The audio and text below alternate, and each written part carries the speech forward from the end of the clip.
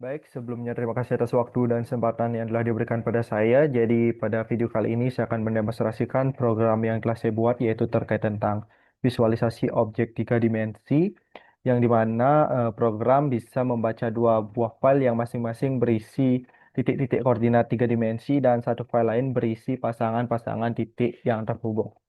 Sebelum ke demonstrasi program, izinkan saya untuk perkenalkan diri. Perkenalkan, saya Gede Krisna Anggaradana dengan NEM akhir 1022. Baik, untuk menghemat waktu, kita akan langsung masuk ke demonstrasi program yang telah saya buat.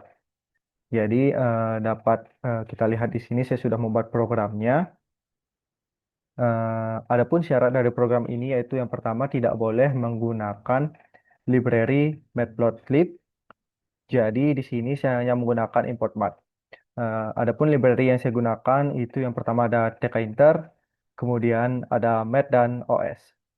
Kemudian di sini saya menggunakan bahasa pemrograman Python.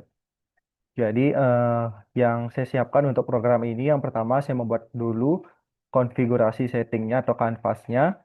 Jadi di sini saya menggunakan width 900 dan height 600. Kemudian saya atur backgroundnya menjadi hitam, kemudian garisnya menjadi warna hijau dan vertex colornya menjadi warna biru. Kemudian ada focal length 400 dan kamera disk.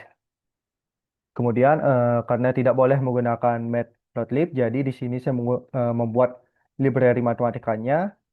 Di sini saya tambahkan secara manual itu ini yang dimana ini berfungsi untuk perkalian vektor dan matriksnya untuk penerjemah dari perkalian vektor ke matriks karena tiga dimensi itu berbeda dengan dua dimensi, jadi kita tambahkan satu yaitu homogen. Nah, jadi dapat kita lihat juga di sini konfliknya.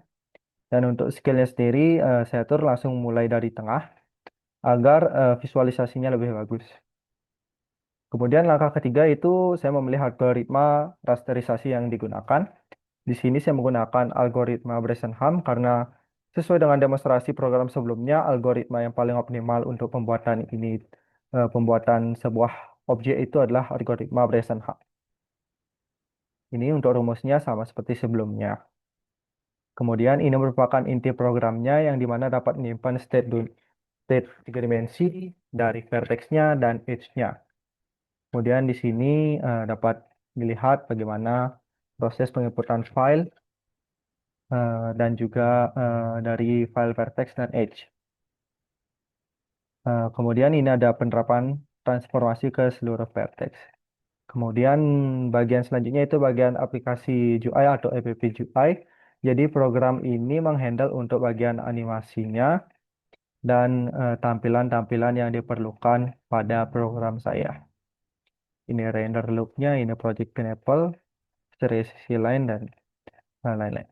Oke, setelah membuat file program ini, saya juga mempersiapkan file berupa txt untuk menyimpan titik-titik koordinat dari eh, bangun tiga dimensi yang akan divisualisasikan. Di sini saya sudah siapkan beberapa. Yang pertama itu ada kubus yang terdiri dari 12 line edge dan juga ini vertexnya yang terdiri dari 8.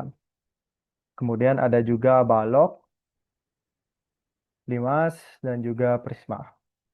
Oke, mungkin agar lebih mudah dipahami, saya akan langsung masuk ke demonstrasi program yang telah saya buat. Nah, jadi di sini program yang telah saya buat, saya menggunakan tkinter, jadi tampilannya akan seperti ini. Langkah awal yang perlu kita lakukan itu eh, meluat atau memasukkan vertex. Pastikan vertex, kemudian selanjutnya kita load edge-nya. Nah, di sini merupakan salah satu bangun datar yang sudah saya siapkan. Yang pertama ada kubus, dan untuk fitur kreasi dari saya sendiri itu saya menambahkan fitur animasi. Yang dimana animasinya ini dapat diatur mulai dari rotasinya, translasinya, dan skalanya. Misalkan kita atur rotasi dari terhadap sumbu X. Nah, kita coba. Nah, dia akan menghasilkan rotasi ke eh, sumbu X atau kanan kiri ya. Jadi perputarannya akan eh, ke atas bawah gitu.